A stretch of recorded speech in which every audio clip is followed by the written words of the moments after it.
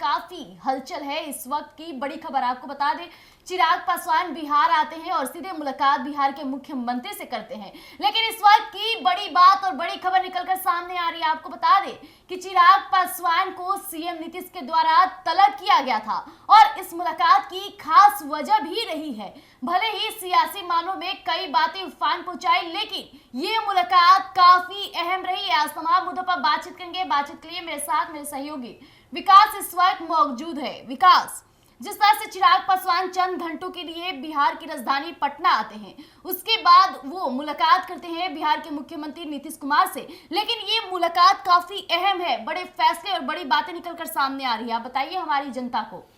देखिए, ये मुलाकात नहीं है जी। ये मुलाकात अगर होती तो आपको तलब नहीं किया जाता। आपको घुटने के बल सीएम हाउस में बुलाया गया और आप अपने गाड़ी पर, यानी कि आप अपने रथ पर बैठकर सीएम हाउस भले ही पहुंचे हो, लेकिन आपको भी पता है कि आप वहां पर क्यों पहुंचे थे। अब आप जनता को कह रहे हैं कि खाद्य विभाग के कुछ ऐसे काम थे जो बिहार में पूर्ति करनी है, उसको लेकर सीएम नीतीश कुमार से मुलाकात हुई है और कई बिहार के मुद्दों पर हमने सीएम नीतीश कुमार से बातचीत की है। तो आपको खुलकर कहना था। जो हमारे सूत्र बयां कर रहे हैं वो पुष्टि के साथ हम खबर दिखा रहे हैं। जो सूत्र ने हमें कहा, उनका कहना था कि सीएम नीतीश कुमार ने चिराग पासवान को तलब किया। सीएम नीतीश कुमार ने चिराग पासवान को घुटने के बदौलत सीएम हाउस में बुलवाया और वहां जमकर फटकार लगा है। जिस तरीके से चिराग पासवान को बीते दिनों अमित शाह और जेपी नड्डा से फटकार लगा और नकेल कसी गई, उसके बाद अब चिराग पासवान को बिहार में भी नकेल कसा गया है। और नकेल और कोई नहीं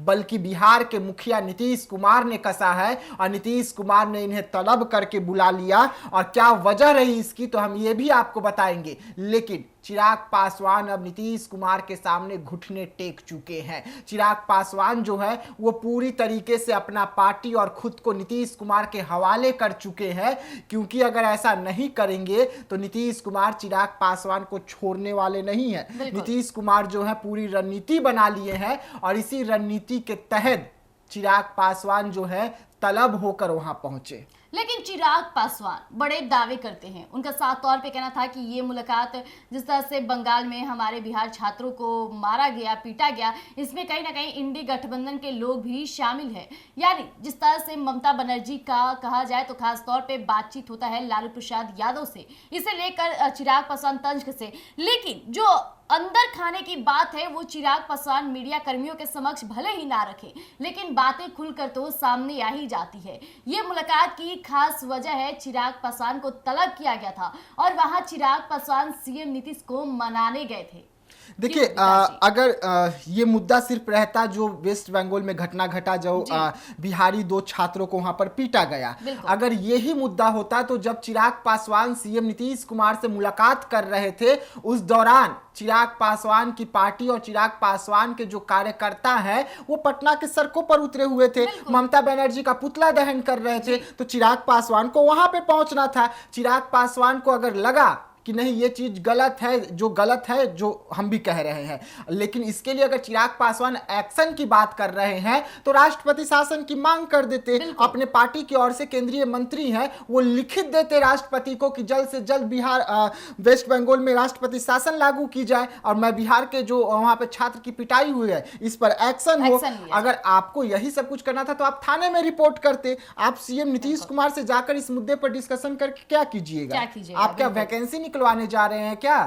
ये भी आप बता देते कि हाँ हम वैकेंसी निकलवाने जा रहे हैं, या डोमिसाइल नीति जो बिहार से इस वक्त हटा दी गई है उसे लागू करवाने गए थे क्या? तो ये बता देते कि हाँ हम डोमिसाइल नीति लागू करवाने गए। जी, अंदर खामे बातें ये चल रही है कि विधानसभा चुनाव नजदीक है और चुनाव के बीच क्या कुछ बातें चल रही है ये तो छिपेगा नहीं। लेकिन एलजेपीआर पार्टी के कहा जाए तो सबसे जाने माने चेहरे यानी कि राकेश रोशन चुनाव लड़ने की रणनीति बना रहे हैं और किसके खिलाफ लड़ रहे हैं ये भी बातें हम आपके बीच साझा करेंगे। विकास जी, बताइए हमारी जनता को कि क्या अंदर खाने की बातें चल रही है। देखिए, जिस तरीके से इस वक्त चिराग पासवान बड़े बड़े खेला कर रहे थे, लेकिन चिराग पासवान पर नकेल कसी गई और चिराग पासवान घुटने के बल बैठ गए और उसके बाद में अब चिराग पासवान छोटे छोटे खेला करने लग गए। छोटा खेला 2020 में जिस तरीके से चिराग पासवान ने नीतीश कुमार के साथ किया था, जिस तरीके से नीतीश कुमार के कैंडिडेट के आगे वो अपने उम्मीदवारों को उतार दिया था, उसी तरीके से इस वक्त बिहार में चिराग पासवान छोटा छोटा खेला कर रहे हैं।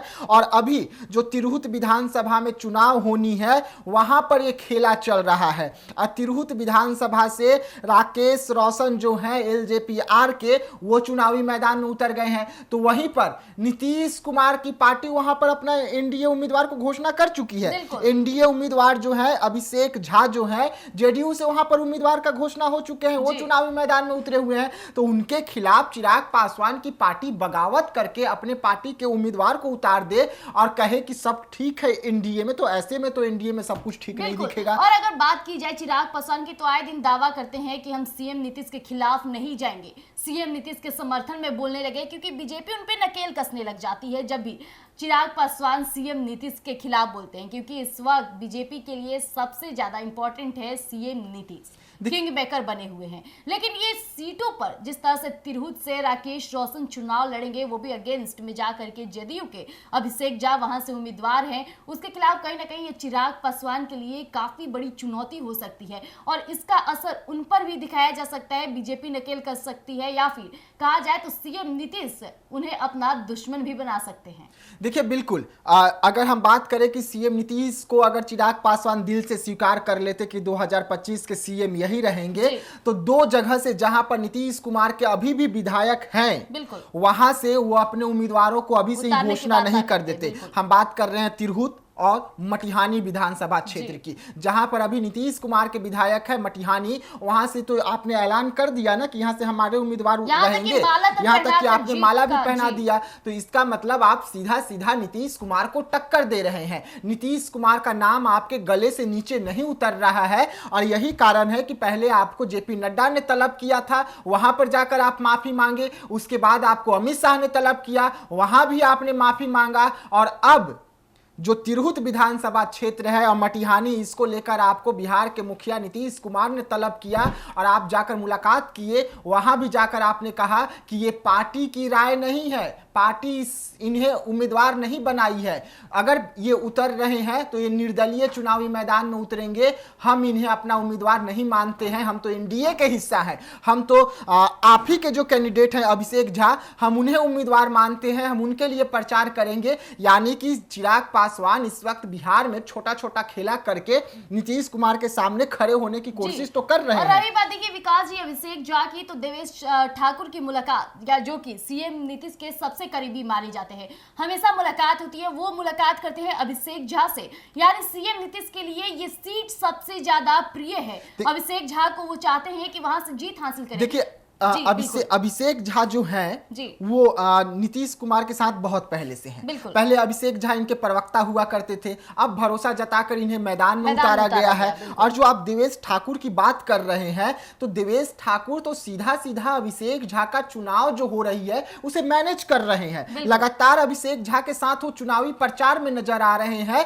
और एक एक रिपोर्ट सीएम नीतीश कुमार को भेज रहे हैं। वैसे में अभिषेक झा ने नीतीश कुमार को बताया होगा कि चिराग पासवान के जो कैंडिडेट उतरे हैं वो किस तरीके से माहौल खराब करने की कोशिश कर रहे हैं, किस तरीके से एनडीए के उम्मीदवार जो अभिषेक झा हैं उनके खिलाफ जा रहे हैं। और यही कारण है कि सीएम नीतीश कुमार ने आनंद फानंद में चिराग पासवान को बुलाया और बुलाने के बाद में उन्हें जमकर फटकार लगी है। अब देखने वाली बात होगी कि वो क्या कुछ करेंगे। लेकिन इस वक्त जिस तरीके से आपको याद होगा कि मोदी ने जो बयान दिया उसके बाद उनके पार्टी के जो ये हैं इमाम गजाली, उनको तो सिर्फ आपने नोटिस भेजकर छोड़ दिया। आपके पार्टी जब भी किसी को नोटिस भेजती है यानी कि उनका पार्टी से पत्ता साफ है, लेकिन आपने इमाम गजाली को सिर्फ नोटिस भेजकर कारण बताओ छोड़ रखा है, उन पर एक्शन अब तक नहीं लिया है। यानी कि यहां पर सीधा सीधा है, एक सांप के दो चेहरे हैं, एक खाने के हैं एक दिखाने के हैं।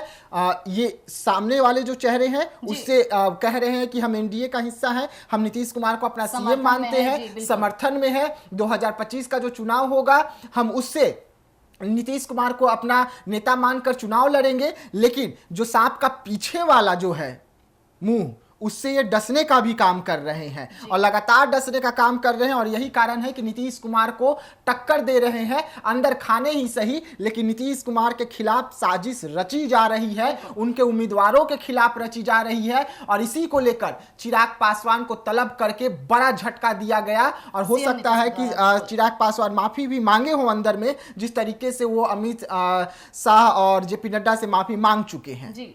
और यही कारण रहा विकास जी, देख लीजिए कि जैसे ये बातें और ये खबरें निकलने शुरू हो गई थी, इसी दौरान अब बिहार के आज दौरे पर जेपी नड्डा भी मौजूद रहे और जिस तरह से वो बिहार आए हैं, बहुत बड़ी बात हो गई है। वो भी बिहार विधानसभा चुनाव को लेकर बड़ी बातें कर रहे हैं। लेकिन अब देखने वाली बात होगी कि चिराग पासवान जिस तरह से 2 सीटों पर अब तक बाजी मार चुके हैं और जेडीयू को टक्कर देने का कार्य किए, ये कहीं ना कहीं चिराग पासवान के लिए काफी ज्यादा टारगेट बेस हो सकता है, क्योंकि बात आती है सीएम नीतीश कुमार की और दोनों सीट सीएम नीतीश के काफी प्रिय और कहा जाए तो वहां से सबसे ज्यादा वोट लेने वाली सीट थी। लेकिन वहां से चिराग पासवान अपने उम्मीदवार उतारे हैं, इसका खमियाजा उन्हें भरने को भी मिल सकता है। बिहार विधानसभा चुनाव नजदीक है। तो तब तक इतना ही। ऐसी तमाम खबरों के लिए आप बने रहिएगा एक न्यूज़ 24 पर। धन्यवाद।